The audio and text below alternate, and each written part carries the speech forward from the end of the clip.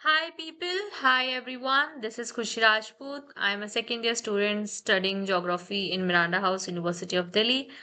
और मैं अगर कोई मेरे चैनल के ऊपर नया है तो मैं बता दूं कि मैं CUT UG ज्योग्राफी का सिलेबस अपने चैनल के ऊपर कवर करवा रही हूँ।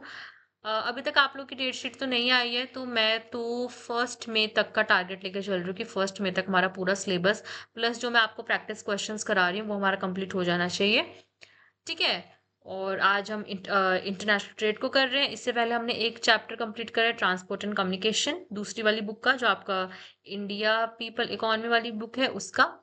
और साथ में हमने उसके इम्पोर्टेंट क्वेश्चंस को भी कवर किया है। सो आज हम इंटरनेशनल ट्रेड की तरफ बढ़ रहे हैं बुक नंबर 1 से, फंडामेंटल्स ऑफ ह्यूमन ज्योग्राफी की बुक से। ठीक है। तो चलो हम अपना ये स्टार्ट करते हैं। और मुझे एक और बहुत इम्पोर्टेंट बात क्या बतानी थी।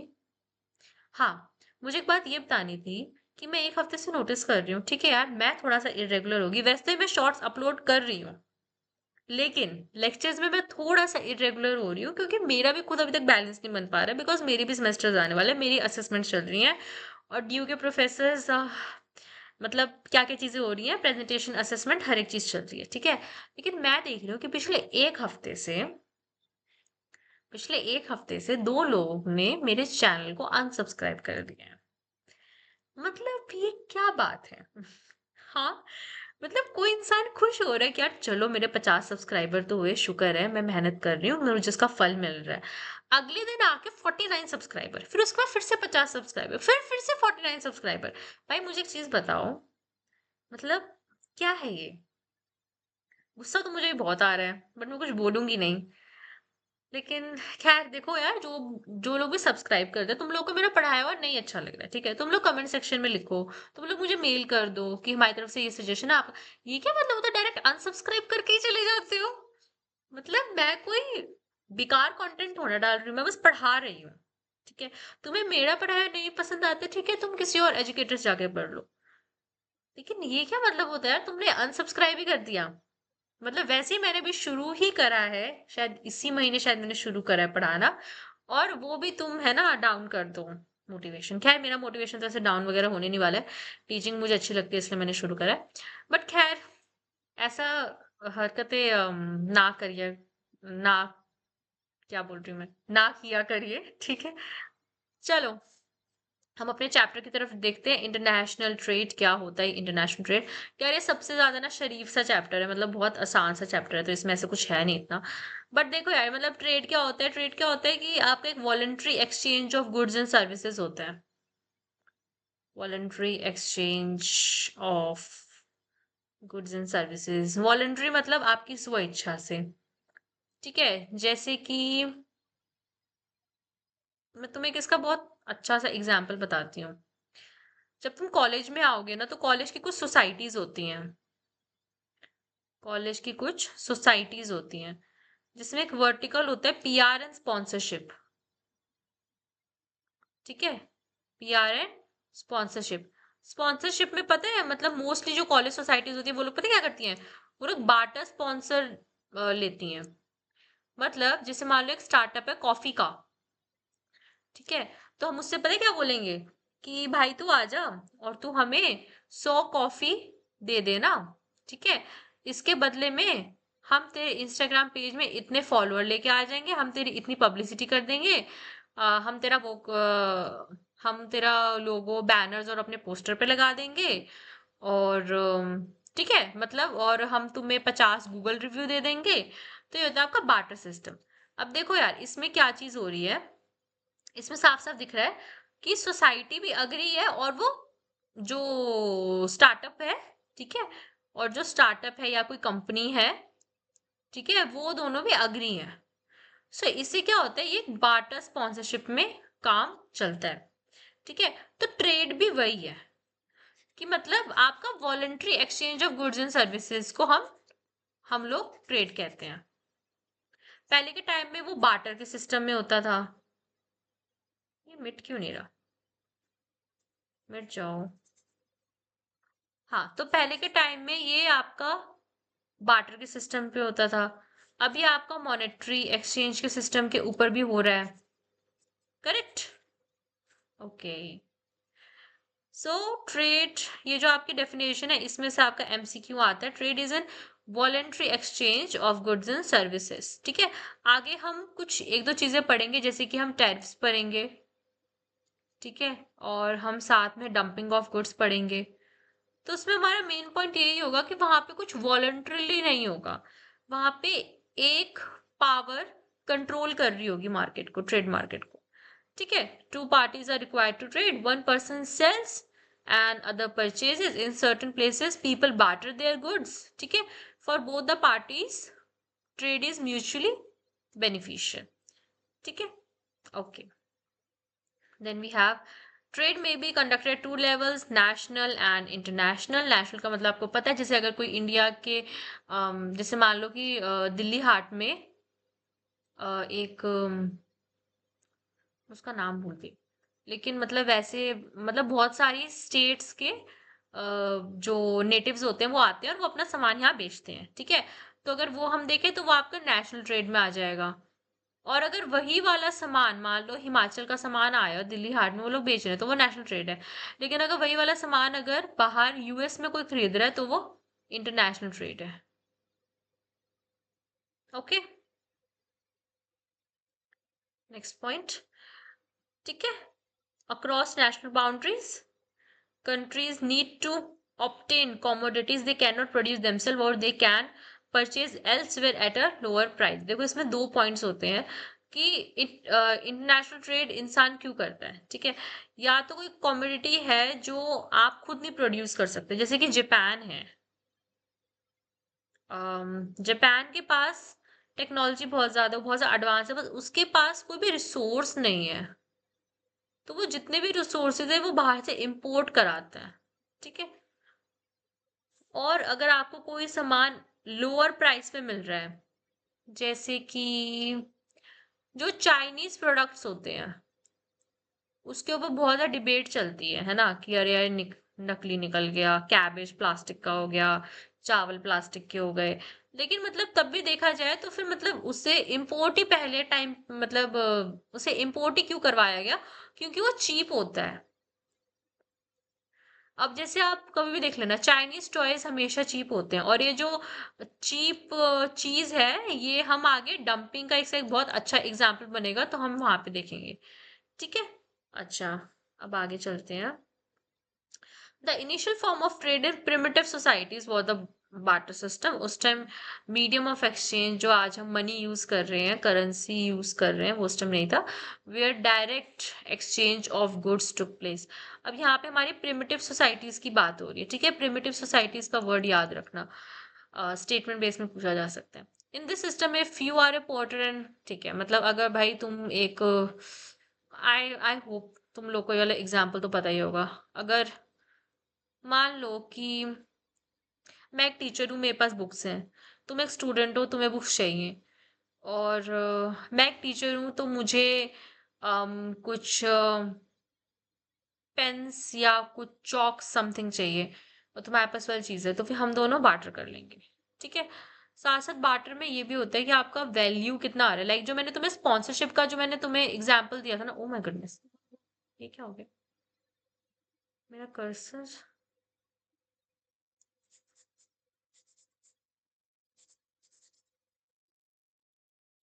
Just a second.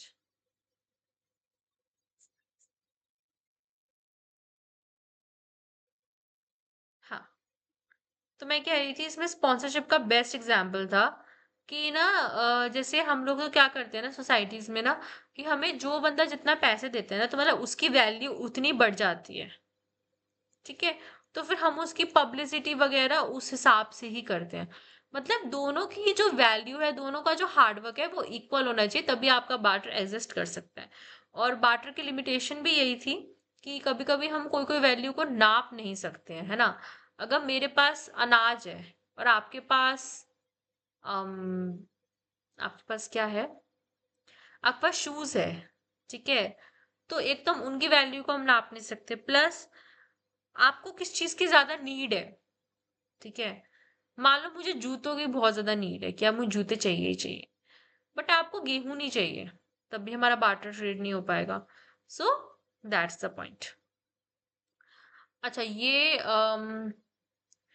आता है क्वेश्चन में, इसकी फोटो वगैरह तो मैंने इतनी नहीं देखी है, बट ये आती चीज कि जोन बील मेला क्या होता है। जोन बील मेला, तो हर जनवरी को जोन बील मेला लगता है गुवाहाटी में, ठीक है ना, जो जिसका नाम है जगी रोड, 35 किलोमीटर दूर गुवाहाटी से है। और ये सिर्फ और सिर्फ एक ऐसा फेयर अभी तक बचा है इंडिया में, ठीक है, जिसमें बार्टर सिस्टम अभी तक चलता है। ओके, सो ये ट्राइबल जो कम्युनिटीज होती है अपना सामान वगैरह लेके आती है एंड अपने प्रोडक्ट्स को यहाँ पे एक्सचेंज करती है। देन वी हैव और नेक्स्ट टॉपिक, इसमें वही वाली चीज लिखी हुई है कि जो बार्टर सिस्टम था, मैं यहाँ पे लिख देती हूँ कि जो बार्टर सिस्टम था उसे, जो मनी वाला जो सिस्टम था वो उसने उसे ओवरटुक कर लिया था, ठीक है, क्योंकि मनी आपका as a medium of exchange बन जाती है, प्लस इसकी यूनिट वैल्यू भी होती है, ठीक है। और अच्छा, पहले के टाइम में क्या था कि कुछ कुछ रेयर ऑब्जेक्ट्स को हमने एज अ मनी, ठीक है, रखा हुआ था। अब देखो यार, मतलब जैसे पैसे की आज भी हम कितना ज्यादा है ना, वो होता है ना कि यार पैसा मतलब it's like a very not rare but बहुत इंपॉर्टेंट चीज है ना। सो लाइक दिस ओनली कि जो रेयर ऑब्जेक्ट्स थे जो कुछ इंटरेस्टिंग वैल्यू होल्ड करते थे उनको हमने एज अ मनी रखा हुआ था, जैसे कि फ्लिंट स्टोन है, ऑब्सिडियन है, काउरी शेल्स है, टाइगर पॉज है, whales teeth, dogs teeth, salt. अब सॉल्ट को भी हमने क्यों रखा होता, क्योंकि पहले के टाइम में वो जो सी सॉल्ट था उसको निकालना बहुत मुश्किल होता था, तो फिर सब लोग वो रॉक सॉल्ट का यूज करते थे, ठीक है। तो जो आपका जो सी सॉल्ट था ये भी एक टाइप ऑफ मीडियम बन गया था। वी विल सी कि जो सैलरी का जो वर्ड है वो लेटिन वर्ड सैलरियम से आया है, जिसका मतलब है पेमेंट बाय सॉल्ट। देखो यार, अगर मैं कहीं पे काम कर रही हूँ, मैं बोलती हूँ सर मेरी सैलरी तो अगर मुझे नमक दे तो लेकिन खैर, तो ये जो सैलरी है, तो इसका इसका मतलब है पेमेंट ऑफ सॉल्ट, और ये लैटिन वर्ड है, इसका याद रखना। As in those time producing salt from sea water was unknown and could only be made from rock salt which was rare and expensive, that is why it became a mode of payment, ठीक है। तो जब सी salt का जब इजाद हुआ सी water से, तो फिर वो पेमेंट उसकी कम हो गई। अरे, ये कुछ कुछ तो हो रहा है आज भाई मेरे पेन के साथ, मेरा पेन अच्छे से वर्क क्यों नहीं कर रहा। हम्म, सो ठीक है। और अगर आप पत्थर से अगर आप नमक निकालने के लिए बैठोगे तो उसमें बहुत ज्यादा हार्ड वर्क लगता है, इसलिए। जैसे देखो डायमंड है, डायमंड क्या है, डायमंड एक कार्बन का ही एक कंपाउंड है ना, ठीक है। लेकिन डायमंड इतना महंगा क्यों है, क्योंकि उसकी एक तो शाइन और दूसरा जो उसका हार्डवर्क है उसको निकालने का, फिर उसके बाद उसको फिनिशिंग देने का, that's why diamond is very very महंगा। अच्छा, then we have our history of international trade. इसका मोस्टली आपका क्वेश्चन सीक्वेंस के अकॉर्डिंग आएगा कि आप इसे सीक्वेंस में अरेंज करो, ठीक है। So we will see was risky hence trade was restricted to local markets only। International trade पहले के टाइम में इतना नहीं होता था, और अगर होता भी था, जैसे कि आपने वो अपने हिस्ट्री में देखा होगा कि इंडस वैली टू मेसोपोटामिया, है ना। तो जो मेसोपोटामिया है उसमें हमें कुछ कुछ ऐसे इंस्क्रिप्शन या ऐसे कुछ ऐसे कॉइन्स मिलते हैं जिसमें इंडस वैली की मे बी शायद बोट्स या पता नहीं क्या कुछ ऐसे थी। और इंडस वैली में हमें एक वास टाइप मिलता है, ब्लैक ब्लैक कलर का ब्लैक कॉपर वेसल, जिससे हमें पता चलता है कि उनके दोनों के बीच में ट्रेड होता था, ठीक है।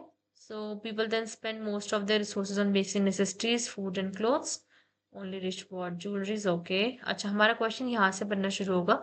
जो जो सिल्क रूट है, ठीक है, is an early example of long distance, ये आपको याद है, long distance trade connecting Rome to China along the 6,000 kilometre route, ठीक है। आपको ये जगह का नाम याद रखना है और ये डिस्टेंस याद करना है। The traders transported Chinese silk, Roman wool and precious metals from intermediate points in India, Persia and Central Asia. ये बहुत इंपॉर्टेंट छोटा सा पैराग्राफ है, इसको याद रखना। After the disintegration of the Roman Empire, European commerce grew during the 12th and 13th century. ठीक है, तो रोमन एम्पायर का डिसइंटीग्रेशन होने के बाद ये जो आपका सिल्क रूट वगैरह था वो भी बंद हो गया था। लाइक इसके पीछे प्रॉपर एक हिस्ट्री है। ठीक है, हिस्ट्री वाले बच्चों को ज्यादा पता होता होगा। वॉर चल रही थी। अम, मैं उसका नाम भूल गया। उसे कौन सा ओस्टानियन ओस्टानिया का जो एम्पायर था, तो वहां पे वॉर चल रही थी, इस वजह से जो सिल्क रूट था उसको बंद कर दिया गया था। और इसके बाद जो हमारा यूरोपियन कॉमर्स था 12th और 13th सेंचुरी में, तो वैसे भी कॉलोनाइजेशन पीरियड स्टार्ट हो गया था। तो जो ये यूरोपियन कॉमर्स था ये बड़ा था। एंड जो ओशन रूट था, क्योंकि जब ये लोग लैंड्स को सर्च करने के लिए निकले तो फिर हमारे ओशन रूट भी निकल के आया था। ठीक है, और फिर एक अमेरिका डिस्कवर हो गया था।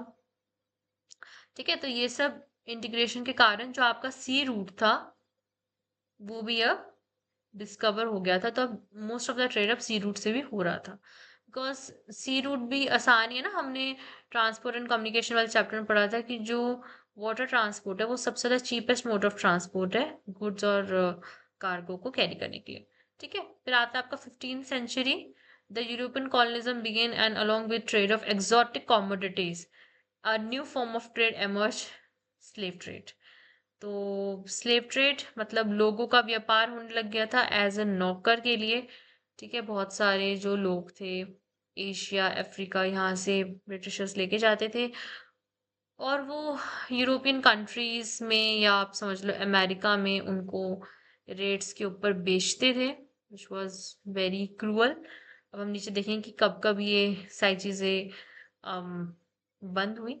उससे पहले हम देख लेते हैं कौन कौन सी वो पार्टीज थी जो ऐसा करती थी। पोर्टुगीज थी, डच, स्पेनिश, ब्रिटिश। वो अफ्रीकन नेटिव्स को कैप्चर करते थे और उनको फोर्सफुली ट्रांसपोर्ट करते थे अमेरिका में। ठीक है, for the labour in plantation. So जैसे हमने प्लांटेशन का हमने बोर्ड्स के टाइम पढ़ा हुआ है वो वाला चैप्टर। प्लांटेशन क्या होता है कि एक ही क्रॉप होती है और उसको आप एक बड़े से ई स्टेट पे आप उगाते हो। ठीक है, जिससे प्रॉफिट आता है। इसमें मोस्टली जैसे टी है आपकी, कॉफी है, बनाना है, इन सब के प्लांटेशंस कॉलोनाइजेशन पीरियड में लगने शुरू हुए थे। अच्छा, स्लेव ट्रेड वैसे तो एक बहुत ज्यादा लिक्रेटिव बिजनेस रहा है 200 साल से भी ज्यादा के लिए। सोचो यार, मतलब एक पूरी, शायद मतलब एक भी नहीं, दो तीन पूरी जनरेशन मतलब उस लूप में फंस जाएगी।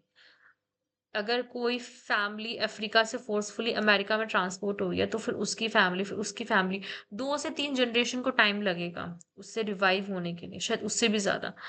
सो जो डेनमार्क है, अच्छा ये वाली चीज आपको याद रखनी है। जो जो जो डेनमार्क है उसमें ट्रेड एबॉलिश हुआ 1792 में। ग्रेट ब्रिटेन में हुआ 1807 में, यूएस में हुआ 1808 में। ठीक है, ये वाली चीज आपको याद रखनी है। ये एक पोस्टर सा दिया हुआ है, स्लेव स्लेव स्लेव, तो हमें एक स्लेव चाहिए, मेल फीमेल दोनों का स्लेव ट्रेड होता था। ठीक है, okay. After the Industrial Revolution, the demand for raw materials like grains, meat, wool also expanded, but their monetary value declined in relation to the manufactured goods.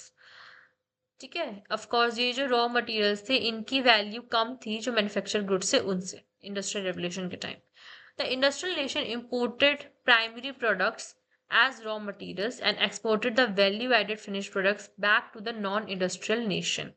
In the later half of the 19th century, regions producing primary goods were no more important and industrial nations become each other's principal customers. So that's a very vicious cycle जिसकी हम यहाँ पे बात कर रहे हैं। जैसे कि हम पढ़ते हैं ना कि जो इंडिया था, और इंडिया के पास भी बहुत ज्यादा अच्छे अच्छे मतलब वो थे, मशीन्स थे, हर एक चीज थी। हमारा हमारा हैंडीक्राफ्ट कितना ज्यादा अच्छा था, है ना।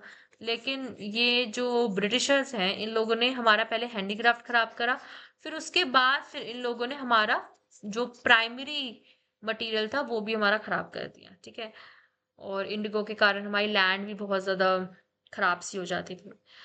ठीक है, तो ये है आपका पॉइंट कि स्टार्टिंग में तो ये लोग, क्योंकि इनकी वैल्यू कम थी क्योंकि प्राइमरी प्रोडक्ट्स थे, और ये जो मैन्युफैक्चर्ड प्रोडक्ट्स थे उनकी मॉनेटरी वैल्यू ज्यादा थी।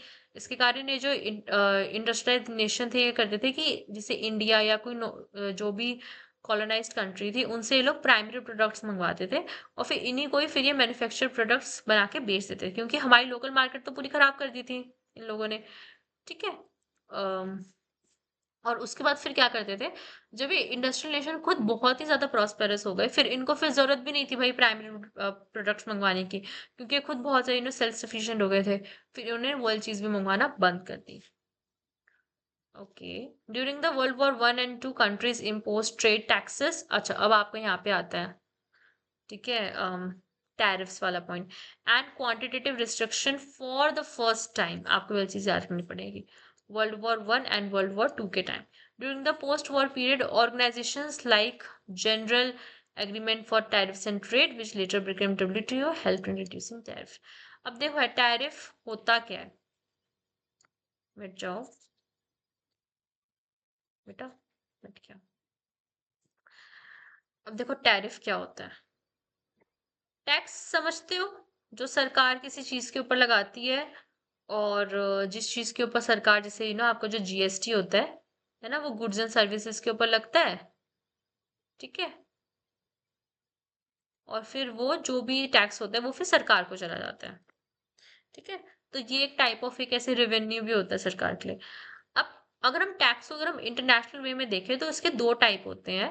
एक होता है इम्पोर्टेड टैक्स, या फिर इम्पोर्ट टैक्स कह सकते हो। एक होता है एक्सपोर्ट टैक्स। ठीक है। अब जो इम्पोर्ट टैक्स होता है उसको हम टैरिफ कहते हैं, मतलब वो वाला टैक्स जो कि आपके इम्पोर्टेड गुड्स में लग रहा है। अगर चाइना से कोई सामान इंडिया में आ रहा है तो इंडियन गवर्नमेंट कह रही है कि नहीं, अब तुम उस सामान को, मतलब सॉरी, अगर मान लो चाइना से कोई सामान इंडिया में आ रहा है और इंडिया चाहती है कि यार चाइनीज सामान हम लोग ना खरीदे, तो वो उसके ऊपर टैरिफ लगा दी। अंडरस्टूड। तो वो जो टैरिफ लगा देगी उसका मतलब होता है इम्पोर्ट टैक्स। ठीक है। अब वर्ल्ड वॉर वन और वर्ल्ड वॉर टू के बाद ट्रेड टैक्सेस और क्वांटिटेटिव रिस्ट्रिक्शन, मतलब अब ये जो डेवलप नेशन है इन्होंने क्या करना शुरू करा पता है, कि मतलब ये लोग बहुत ज्यादा अपना मैन्युफैक्चर्ड प्रोडक्ट भेज रहे थे बाहर, और जो प्राइमरी प्रोडक्ट आ रहा था उसके ऊपर इन लोगों ने टैरिफ लगा दिया था, जिसकी वजह से क्या हो रहा था कि जो इम्पोर्टर्स थे उनको फिर वो ज्यादा पैसा देना पड़ रहा था। ज्यादा पैसे देंगे तो फिर इम्पोर्टर्स के पास मतलब खुद क्या बचेगा, है ना। तो फिर क्या करा फिर उन्होंने कि फिर सामान वगैरह भेजना बंद कर दिया, जिसकी वजह से कंट्री की एक इनकम यहाँ पे खराब हो गई, और जो हमारे जो लोकल मार्केट थी वो तो खराब ही कर रखी थी ब्रिटिशर्स ने, वो भी खराब हो गई। सो इसको प्रोटेक्ट करने के लिए डब्ल्यूटीओ और GATT जैसी, मतलब डब्ल्यूटीओ तो पहले से ही था, बट GATT जैसी और ऑर्गेनाइजेशंस बनी ताकि ये वाली चीज को रोका जाए। ठीक है। अच्छा, अब ये एक बहुत ज्यादा इम्पोर्टेंट पॉइंट है कि अगर इंटरनेशनल ट्रेड में इतने ज्यादा लूप होल्स हैं तो इंटरनेशनल ट्रेड आज तक एग्जिस्ट ही क्यों करता है, that's a very important question. तो देखो यार, इसमें ना बहुत सारी चीजें हैं, ये जो पूरे पूरे पैराग्राफ है इसमें मोर और लेस एक ही चीज लिखी हुई है, बट हम ये वाले इस पॉइंट पे आएंगे कि बेसिस ऑफ इंटरनेशनल ट्रेड क्या है। सो पहला है डिफरेंस इन नेशनल रिसोर्सेज, जैसे मैंने जापान का एग्जांपल लिया था आप लोग के सामने। जापान के पास कोई भी नेचुरल रिसोर्सेज नहीं है। ठीक है। जापान के पास कोई भी नेचुरल रिसोर्सेज नहीं है, और उसकी वजह से दिक्कत क्या है कि जो जापान है वो most of the basic commodities को इंपोर्ट कराती है। ठीक है। सो आपका आ गया डिफरेंसेस इन नेशनल रिसोर्सेज। इसमें आपका जो फर्स्ट पॉइंट है that is geological structure, then second mineral resources, then third is climate. अब क्लाइमेट को भी अगर आप देख लो तो हमारे इंडिया क्लाइमेट इतना अच्छा है कि हम जो ग्रेन्स हैं वो हम उगा सकते हैं। ठीक है। और फिर वो हम फिर बाहर वो एक्सपोर्ट भी करते हैं। But most of the countries, जो खासकर जो यूरोपियन कंट्रीज है, इनका क्लाइमेट इतना ज्यादा कोल्ड है कि ये लोग कुछ उगा ही नहीं सकते। ठीक है। तो इसके कारण भी इनको जो भी आपका क्रॉप वगैरह होती है ये इनको इंपोर्ट करवानी पड़ती है। Then we have population factors. Size, distribution, and diversity of people between countries affect the type and volume of goods traded. First है आपका कल्चरल फैक्टर्स। ठीक है। सो कल्चर में आपका जैसे आर्ट भी आता है, तो जैसे हमने पहले ही बात की थी, तो जो जैसे ईरान के जो कारपेट्स है are like very very famous. North African का जो लेदर वर्क है, इंडोनेशिया का जो बाटिक क्लोथ है, ये आपका सारा एमसीक्यू में आएगा। ये जो एग्जांपल है ना, दिस इज वेरी इंपॉर्टेंट, इसको याद करके चले जाना। चाइना प्रोड्यूस करता है पोर्सिलेन और ब्रोकेड्स, तो ये सब चीजें बहुत ज्यादा फेमस है, इसकी वजह से भी ट्रेड होता है। ठीक है, देन आपका साइज ऑफ पॉपुलेशन, और एक तो आपका इसमें ये भी आएगा स्टैंडर्ड ऑफ लिविंग भी क्या है पॉपुलेशन का। तो साइज ऑफ पॉपुलेशन का मतलब यही है कि अगर मान लो किसी कंट्री की पॉपुलेशन बहुत ज्यादा है, जैसे कि इंडिया है, इंडिया की पॉपुलेशन बहुत ज्यादा है। अब जितना हम प्रोड्यूस करते हैं उतना हमें खुद में ही कंज्यूम करना पड़ता है। ऑफकोर्स हम एक्सपोर्ट भी करते हैं, बट हम इससे ज्यादा कर सकते हैं। बट हमारे कंजप्शन इंडिया में अंदर ही अंदर बहुत ज्यादा हो जाता है। अगर ये वाली कंट्री कोई छोटी हो और अगर वो इतना ज्यादा प्रोड्यूस कर रही हो तो बहुत ज्यादा एक्सपोर्ट कर सकती है। साथ में इसमें एक और पॉइंट है स्टैंडर्ड ऑफ लिविंग। अगर मान लो किसी कंट्री का या फिर किसी पॉपुलेशन का, कोई पॉपुलेशन पुअर है, तो वो चीप क्वालिटी प्रोडक्ट्स की ही डिमांड करेगी, या वो एक आपके ना सस्टेनेंस वाले प्रोडक्ट्स की डिमांड करेगी इंटरनेशनल ट्रेड में। बट अगर किसी भी पॉपुलेशन का जो स्टैंडर्ड है वो बहुत ज़्यादा रिच है, हाई क्लास है, तो वो उस टाइप के प्रोडक्ट्स की डिमांड करेगी। सो ये एक बहुत बेसिस है इंटरनेशनल ट्रेड का कि कैसे टाइप का ट्रेड होता है। Then we have stage of economic development. Just one second, let me see. Hmm Then we have stage of economic development. So at different stages of economic development different type of trade होता है। जैसे कि अगर आप India की बात करो तो 1947 के बाद हमारा मेन कंसर्न था कि हमारे देश में फूड सिक्योरिटी होनी चाहिए, क्योंकि हमारे देश में फूड सिक्योरिटी नहीं थी। ठीक है, बट उसके बाद जब हमारी फूड सिक्योरिटी हो गई तो आपका फर्स्ट ईयर प्लान भी फूड सिक्योरिटी के ऊपर ज्यादा था। फिर जो सेकेंड ईयर प्लान था वो फिर इंडस्ट्रियलाइजेशन के ऊपर था। ठीक है, किसी भी कंट्री का जो फर्स्ट एंड फॉरमोस्ट चीज होती है वो होती है कि आपकी फूड सिक्योरिटी हो जाए। ठीक है, तो एक स्टेज ऑफ इकोनॉमिक डेवलपमेंट पर डिपेंड करता है। जब कोई कंट्री पूरी डेवलप्ड हो जाती है तो फिर वो अपने R&D और रिसर्च और टेक्नोलॉजी के ऊपर ज्यादा इन्वेस्ट करती है। ठीक है, then we have our next point, extent of foreign investment. Extent of foreign investment, देखो इसे, foreign investment can boost trade in developing countries which lack in capital required for the development of mining, oiling, drilling, heavy engineering, lumbering, plantation, agriculture. By developing such intensive industries in developing countries, the industrial nations ensure import of foodstuffs, minerals, create markets for their finished products. This entire cycle steps up the volume of trade between nations. इसका क्या मतलब है कि foreign investment क्या होती है कि मान लो कोई बाहर की कंपनी है, मान लो कोई यूएसए की कंपनी है, वो आके इंडिया में इन्वेस्ट कर रही है। ठीक है, तो ये भी एक टाइप का ट्रेड हुआ है। ठीक है, और बदले में इंडिया, अब वो ऐसे तो इन्वेस्ट करेगी नहीं, तो बदले में इंडिया के दे रही है, इंडिया उसको एक प्रॉपर मार्केट दे रही है अपने फिनिश प्रोडक्ट्स को ना सेल करने के लिए, उसको लेबर दे रही है, उसको मतलब, ठीक है, तो उसके ऊपर जो भी गवर्नमेंट रेगुलेशंस है वो कम लगते हैं। ऐसा क्यों कर रही है इंडिया, ताकि जो हमारा रीजन है वो भी डेवलप हो जाए। So that's an extent of foreign investment. Transport, तो आप सबको पता है कि जब पुराना टाइम था तो ट्रांसपोर्ट इतना ज़्यादा अच्छे से डेवलप नहीं था, बट अब हमारा ट्रांसपोर्ट बहुत ज़्यादा अच्छे से डेवलप हो चुका है। तो हम लॉन्ग डिस्टेंस के ऊपर भी ट्रेड बहुत ज़्यादा आसानी से कर सकते हैं। तो पहले क्या था, पहले बस हाई वैल्यू आइटम्स को ही ट्रेड किया जाता था, आजकल तो हर एक चीज़ें ट्रेड में आ रही है। करेक्ट।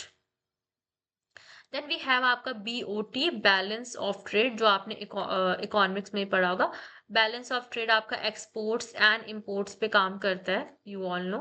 ये आपका दो टाइप का होता है, मैं आप लिख देती हूँ। BOT ये आपका दो टाइप का होता है, favourable and unfavourable trade.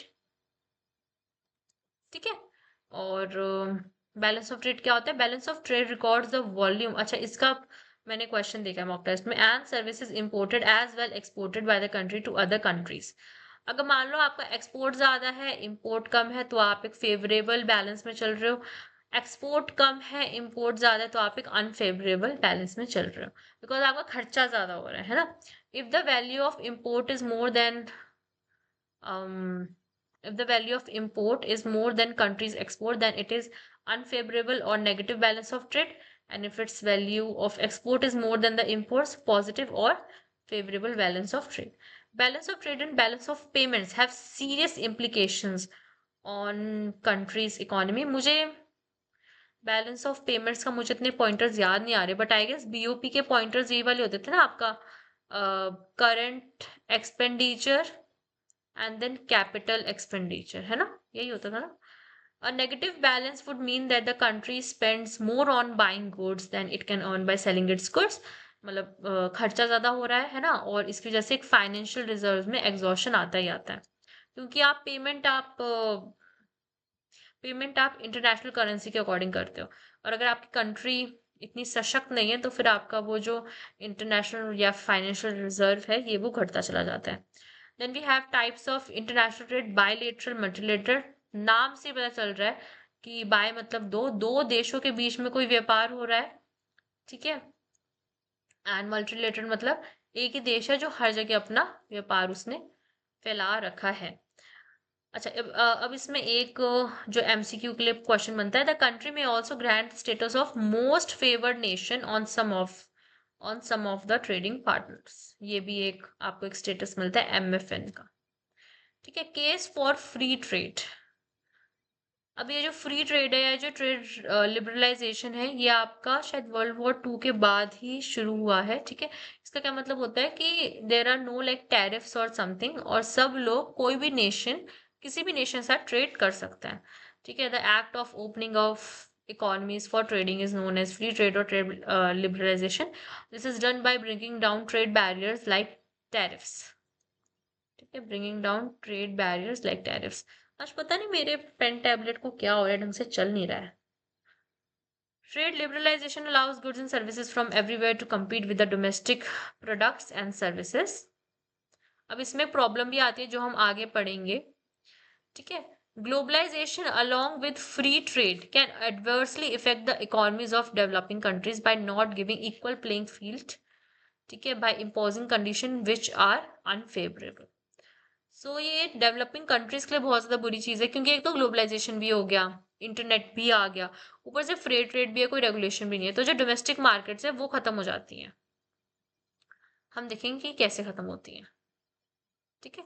The development of transport and communication, goods and services travel faster, ठीक है. But free trade should not only let rich countries enter the market but allow the developed countries to keep their markets protected from foreign products. तो ये देखो हर जगह loop hole तो है ही है. देखो मैंने कहा ना मेरे आज पेन टेबलेट में कुछ ना कुछ तो दिक्कत हो रही है. मैं इसे देखती हूँ बाद में क्या प्रॉब्लम इसमें आ रही है. ओके, सो इसमें प्रॉब्लम यहाँ पे बस डंपिंग, हम अभी डंपिंग का अपना टॉपिक पढ़ेंगे कि इसमें क्या बात होती है डंपिंग में. तो जैसे हमने ये वाली बात पढ़ी कि जो फ्री ट्रेड है it is adversely impacting the market economies. तो डंपिंग क्या होती है कि मान लो एक कंट्री है, ठीक है, जो कि क्या कर रही है कि अगर वो अपने डोमेस्टिक मार्केट में एक चीज को 80 रुपीज की बेच रही है, तो वो इंडियन मार्केट में वही चीज को 50 रुपए की बेच रही है. वो चीज वैसे तो 80 रुपए की ही है, बट वो उसे 50 रुपए में बेच रही है इंडियन मार्केट में. उससे क्या हो रहा है, अब देखो कंज्यूमर तो वही वाली चीज खरीदेगा ना जिसको सस्ती मिलेगी. उससे क्या हो रहा है, जो डोमेस्टिक मार्केट है ना वो फिर खराब हो रही है, ठीक है. इसकी वजह से जो, क्योंकि वैसे भी ये डंपिंग वगैरह की चीजें ना, ये ना सारी डेवलप्ड कंट्रीज ज्यादा करती हैं. अब जैसे जो चाइनीज प्रोडक्ट्स है, चाइनीज प्रोडक्ट्स को ही आप लोग देख लो, चाइनीज टॉयज है.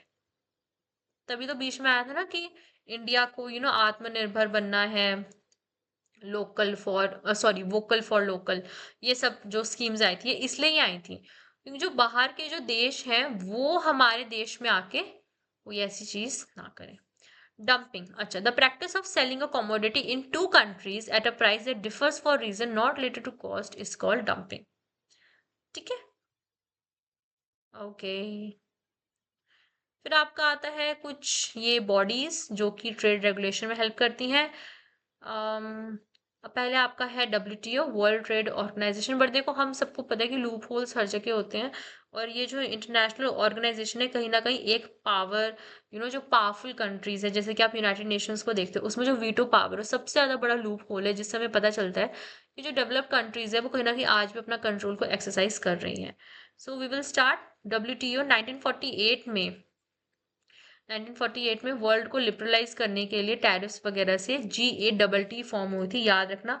GATT कब फॉर्म हुई थी? 1948 में। ठीक है।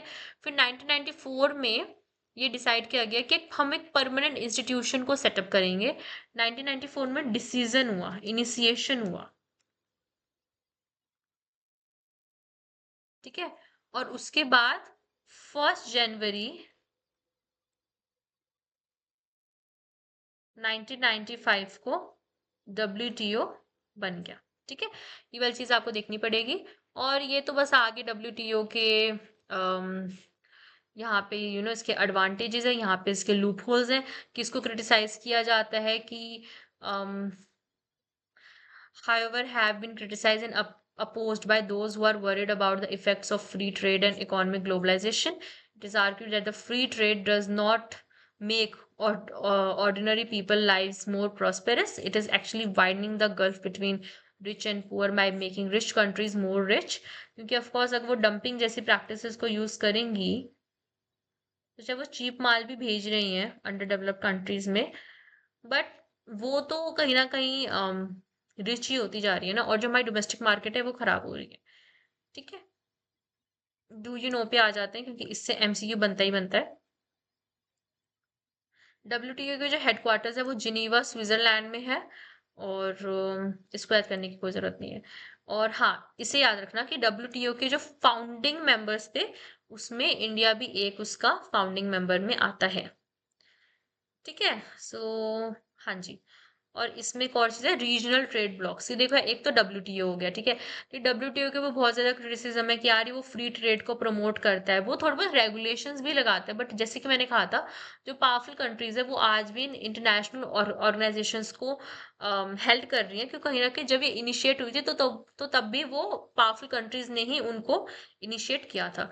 जो रीजनल ट्रेड ब्लॉक्स हैं उसमें हमारा क्या आता है कि जैसे मान लो कुछ कुछ कंट्रीज मिलके वो बोलती हैं कि हम आपस में हम लोग अपना ट्रेड करेंगे, और टैरिफ वगैरह, क्योंकि जो अंडर डेवलप्ड कंट्रीज है वो ऐसा बोलते हैं। फिर जो डेवलपिंग कंट्रीज है कि भाई अगर हम अपना सामान बाहर बेचेंगे तो यार टैरिफ्स लग जाएगा, ये सब चीजें लग जाएंगी, इसलिए हम अपने रीजन में ही अपने सामान को सेल करेंगे। ठीक है।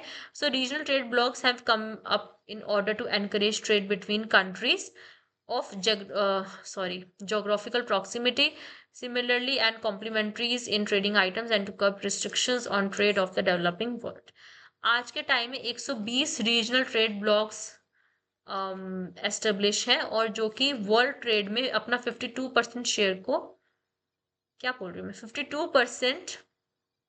52% अमाउंट को शेयर में लेके आते हैं वर्ल्ड ट्रेड में। ठीक है। अब ये नंबर याद रखना, ये इंपॉर्टेंट है, ये MCQ में आपका आता है। ठीक है। These trading blocks developed as a response to the failure of global organization to speed up intra-regional trade। ये आएगा आपका MCQ में। ठीक है।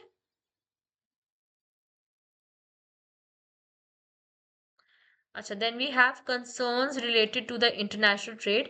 इसमें से इतना MCQ नहीं आता है, बट एक बार इसे पढ़ लेते हैं, थोड़ा सा रिवाइज हो जाएगा। Undertaking international trade is mutually beneficial, ये हमें पता ही पता है। ठीक है। ये दोनों के लिए बेनिफिशियल होता है, पार्टीज के लिए हमने ऊपर पढ़ लिया था कैसे होता है। ठीक है। लेकिन ये डेट्रीमेंटल कब साबित हो जाता है? जब डिपेंडेंस ऑन अदर नेशंस, मतलब डिपेंडेंसी जब आती है तो तब ये वाली चीज मुश्किल हो जाती है। ठीक है। Uneven levels of development, exploitation and commercial rivalry leading to wars. जैसे कि अभी भी आप अभी करंटली देख रहे हो कि जो ये USA और ईरान, इजराइल, इन सब की जो लड़ाई हो रही है, ये जो ऑयल रिजर्व है उसके ऊपर लड़ाई हो रही है। ठीक है। तो ये हम देख सकते हैं कि जब इंटरनेशनल ट्रेड मुश्किल कब बन जाता है, जब ऐसी सब चीजें होने लग जाती है। ठीक है। अच्छा, global trade affects many aspects of life. It can impact everything from environment to health, and wellbeing people around the world. अच्छा, इसमें इन्वायरमेंट की बात करी गई है ना, तो हम इसमें एक चीज लेके आते हैं, जैसे कि आजकल ना फास्ट फैशन ट्रेंड बहुत ज्यादा चला है। ठीक है, fast fashion trend, fast fashion trend. तो कहीं ना कहीं हम देख रहे हैं इंडिया में तो काफी जगह बिजनेस भी है कि जो जैसे ये जो इंटरनेशनल ब्रांड जैसे H&M है, ये सब जो ब्रांड्स है क्या करते हैं, इनका जो भी माल डिस्कार्ड हो जाता है वो मतलब जैसे कि थोड़ा बस धागे का ही फर्क होता है ना, वो ये लोग इंडिया में भेजते हैं। फिर इंडिया में बहुत सारे बिजनेसमैन है जो इन सामान को लेते हैं, उसे वॉश करते हैं अच्छे से, एंड देन फिर वो जो हमारी थ्रिफ्ट मार्केट्स, मतलब थ्रिफ्ट मार्केट्स भी नहीं कहना चाहिए, बट जो हमारी लोकल मार्केट्स है जैसे सरोजनी है, मतलब ये जो होलसेल टाइप के ऊपर चल रही है, तो वहां पे वो लोग सामान को बेचते हैं, देन वो खरीदते हैं। इस वजह से क्या हो रहा है कि यार नेचर तो अल्टीमेटली हमारे इससे खराब हो रहा है ना। ठीक है, तो एक वो वाली चीज, क्योंकि जितना आप यूज करोगे रिसोर्सेज को उतना ही वो लोग ज्यादा मैन्युफैक्चर करेंगे। ठीक है, तो कहीं ना कहीं ये जो फास्ट फैशन ट्रेंड है, एंड इसकी वजह से क्या होता है, जो नेचुरल रिसोर्सेज है वो आपके सारे खत्म हो जाते हैं। और जो मैरीन लाइफ है उसके ऊपर इसका बहुत ज्यादा असर पड़ता है। लाइक आप यमुना नदी को तो आप देख ही सकते हो, अभी तो उसमें पिंक एंड ब्राउन फोम करके भी आ रहा है, जिससे साफ साफ ये वाली चीज पता चल रही है कि जो इंडस्ट्रीज है मेन, जो उसका ही ये फोम यहाँ पे आ रहा है। तो आप देख सकते हो कितनी ज्यादा बुरी चीज है। Multinational corporation trading in oil, gas mining, pharmaceuticals and agri businesses keep expanding their operation at all costs, creating more pollution. Their mode of work does not follow the norms of sustainable development. Of course, क्योंकि अगर वो जो foreign investment होती है, ठीक है, जिसे हम FDI भी बोलते हैं, फॉरेन डायरेक्ट इन्वेस्टमेंट, उसमें इनके लिए सरकार बहुत ज्यादा छूट देती है। ठीक है, इसकी वजह से जो ये इन्वायरमेंट के लॉस तो वैसे भी हमारे इंडिया में बहुत अच्छे से ही फॉलो होते हैं, यू ऑल कैन सी। सो सो इसलिए इनके ऊपर ये सब चीजों को इतने अच्छे से फॉलो नहीं किया जाता है। Okay, then we have our last topic. Then we have our last topic, जिसमें से भी आपके बहुत सारे MCQs बनते हैं, गेटवेज ऑफ इंटरनेशनल ट्रेड। तो ये आपका एक बोर्ड्स का एक बहुत ज्यादा लॉन्ग आंसर वाला पॉइंट है, बट चलो हमारे बोर्ड्स तो अब बहुत अच्छे से निकल ही गए हैं। आप लोग के बोर्ड्स कैसे गए हैं मुझे बताना कमेंट सेक्शन में। अगर हम इसका देखें, इसमें से आपके स्टेटमेंट बेस्ड क्वेश्चन बनेंगे, ये वाले पैराग्राफ में से हमेशा PYQ में तो मैंने देखे हुए हैं। ठीक है, the chief gateways of the world are the harbours and ports. If I am not wrong, port वो होता है जहां से आपका एक्सपोर्ट और इम्पोर्ट कैरी ऑन होता है। ठीक है, और हार्बर वो वाली चीज होती है जहां से आपका जो शिप्स वगैरह होती हैं वो वहां पे खड़ी होती हैं, वहां से सामान वगैरह, मतलब है ना, मतलब जहाँ पे शिप खड़ी होती है उसको हार्बर बोलते हैं। ठीक है, then we have this, the ports provide facilities of docking, loading, unloading, and the storage facilities of cargo. In order to provide these facilities, the port authorities make arrangements for maintaining navigable channels, arranging tongues, barrages, and providing labor and managerial service. The importance of a port is judged by the size of the cargo and the number of ships handled. ठीक है, the quantity of cargo handled by a port is an indicator of the level of developments of its hinterland. hinterland का मतलब आसपास का जो area होता है port का। ठीक है, this is important. Then we have some of the types. Types में देखो कैसे कैसे क्वेश्चन आ सकता है। टाइप्स ऑफ ट्रैफिक, ट्रैफिक के बेसिस के ऊपर पोर्ट्स को बांटा गया है, इंडस्ट्रियल पोर्ट्स में, कमर्शियल पोर्ट्स में। ठीक है, then we have comprehensive ports में। इसका आपका MCQ आता है, दिस इज ऑल्सो इम्पॉर्टेंट। ये वाली लाइन आती है कि most of the world's great ports are classified as comprehensive ports. ठीक है, और ये क्या करते हैं, बल्क और जनरल कार्गो को लार्ज वॉल्यूम्स में कैरी करते हैं, comprehensive ports. Then we have industrial ports. ठीक है, ये आपके स्पेशलाइज होते हैं ग्रेन, शुगर और ऑयल, केमिकल्स और सिमिलर मटेरियल्स में। Then we have commercial ports, these ports handle general cargo, pack products and manufacture goods. These ports also handle passenger traffic. नाम से पता चल रहा है कमर्शियल पोर्ट्स का, नाम से पता चल रहा है इंडस्ट्रियल पोर्ट्स का। This is easy. ओके, सो जो ये कॉम्प्रिहेंसिव पोर्ट्स हैं, ये आपका इसका आपका क्वेश्चन आता है कि बस ये जनरल कार्गो कैरी करते हैं, और ये जो वर्ल्ड के जो सबसे जो बड़े बड़े जो पोर्ट्स हैं वो आपके कॉम्प्रिहेंसिव पोर्ट्स ही हैं। Types of ports on the basis of location तो बहुत आसान है। एक आपको होता है इनलैंड, एक आपको होता है आउटपोर्ट्स, ठीक है। These ports are located away from the sea coast, they are linked to the sea through a river और a canal. Such ports are accessible to flat bottom ships or barrages. For example, Manchester is linked with a canal. Memphis is located on river Mississippi. Rhine has several ports like मैंने पता नहीं इसका क्या नाम है।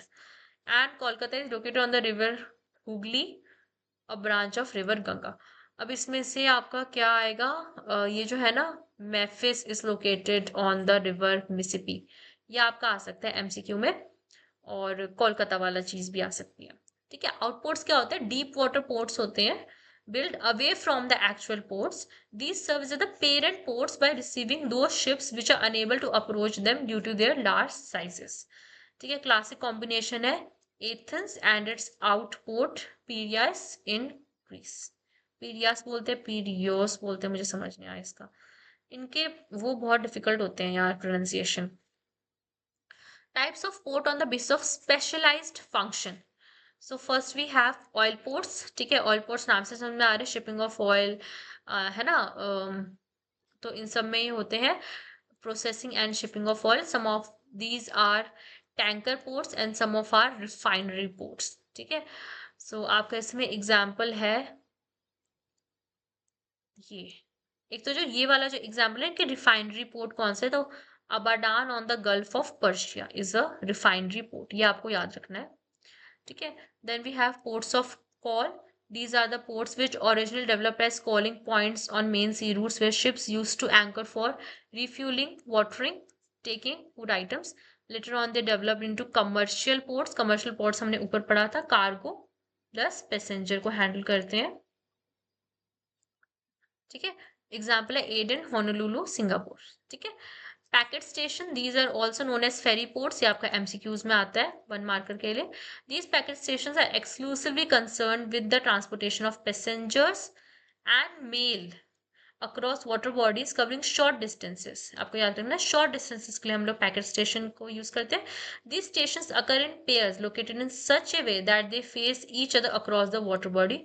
Dover in England, calyx in France across the English channel, ठीक है। ये इंपॉर्टेंट है, ये आपको याद रखना है, इसका आपको प्रॉपर आएगा, ठीक है। Then we have entrepot ports, these are the collection centres, ये कुछ कुछ आपको कीवर्ड्स याद रखने हैं, where the goods are brought from different countries for export. Singapore is an entrepot of Asia, मतलब कोई एक रीजन है तो उसका हमने एक पोर्ट बना दिया है, तो जो बाकी बाकी कंट्रीज है वो उस रीजन के लिए जो भी सामान वगैरह होगा, जो भी ट्रेड वगैरह होगा, वो यहाँ से करेगी, एंड देन फिर ये जो पोर्ट होगा ये फिर वो आगे वाली इन कंट्रीज को ट्रेड करेगा, ठीक है। Rotterdam for Europe, Copenhagen for Baltic region. Then we have naval ports, these are the ports which have only strategic importance defence वगैरह के लिए, ठीक है। दीज पोर्ट्स serve warships and have repair workshop for them. Kochi and Karwar are example of such ports in India. ओह, बोल बोल के ना गला एकदम सूख गया, बट ठीक है। हमारा ये वाला चैप्टर खत्म होता है, ठीक है। और इसी के साथ ये वाला चैप्टर हमारा खत्म हो गया है। मैं इसके जो भी इम्पोर्टेंट क्वेश्चंस वगैरह है वो मैं बहुत ज़्यादा जल्दी लेके आऊँगी, और मे बी शायद बहुत जल्दी वीडियो आई जाएगी। अभी मैं फिर से बैठूंगी शूटिंग के लिए, बट या तो आप मुझे बताना आपके बोर्ड्स के एग्जाम वगैरह कैसे गए हैं, और आपको और कौन कौन सी मतलब नई वीडियो वगैरह चाहिए। और इसी के साथ हम सारे चैप्टर्स को खत्म करेंगे। सबसे पहले मैं बड़े बड़े चैप्टर्स को ले रही हूँ ताकि लास्ट के टाइम थोड़ा सा हमें ईज रहे, है ना। और बताना मैं और क्या क्या चीज़ें ऐड करूँ, लेक्चर और क्वेश्चन आंसर्स तो मैं लेके आ ही रही हूँ। और बाकी मिलते हैं नेक्स्ट वीडियो में, बाय। पढ़ते रहो और देश का नाम रोशन करो, बाय बाय।